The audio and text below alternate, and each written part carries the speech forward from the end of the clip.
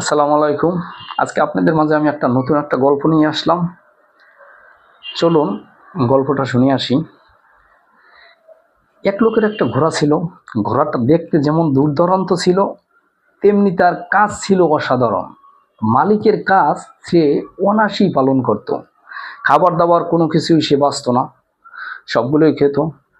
এবং ঘোড়াটা দেখতেও ছিল একদম চকচকা। একদিন সে নিয়ত করলো যে পার্শ্ববর্তী একটা দেশে যাবে। তা ঘোড়াটাও অনেক দূরে চলতে পারতো, মালিককে নিয়ে সফর করতে পারতো, কিন্তু ঘোড়াটার যে একটা দৌড় ছিল, সব বিষয়ে সে পারফেক্ট ছিল। সেটা আসুন গল্পের মাধ্যমে আপনাদের সাথে আমি শেয়ার করি।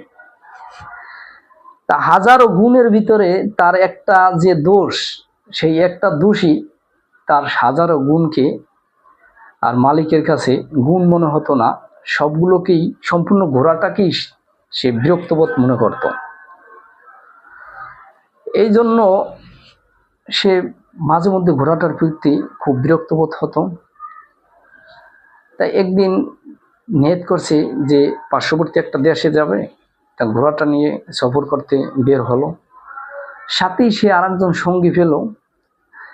এখন সঙ্গী পেয়ে সে খুশি হলো যে চলুন ভাই, আমরা তো একসাথেই যাব, তাহলে দুজনে কথা বলতে বলতে আমরা পথ অতিক্রম করি। তা দুজনে ঘোড়া নিয়ে কথা বলতে বলতে রওনা হলো। তা যে আর ঘোড়ার হাজারো গুণ, একটা মাত্র দোষ, সে বলল, ভাই আপনি আমার ঘোড়ার পিছনে সাওয়ার করেন, কারণ আমার ঘোড়ার একটা দোষ আছে। সে দোষটা হলো, সে যখন আর কি মল ত্যাগ করে, সে ওই মল আবার নিজ নাক দিয়ে ঘ্রাণ নেয়। এটা তার অভ্যাস। কিন্তু ঘোড়াটা দূর দূরান্ত, এছাড়া তার কোনো আর দোষ নেই।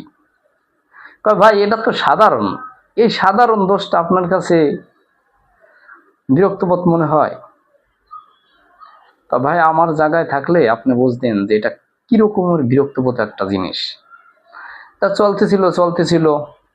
তা ঘোড়াটা ঠিক মল ত্যাগ করলো, কিন্তু পিছনে ওই লোকের হাতে বেত থাকার কারণে সে আর তার এই যে বদ অভ্যাস, এটা প্রয়োগ করতে পারলো না। এই পিছনে ওই লোকটা ধাওয়া করলো আর ঘোড়াটা চলতে থাকলো। অনেক দূর গেল, কয়েকশো মাইল যাওয়ার পরে তখন ওই যে লোকের সঙ্গী, সে বলল, ভাই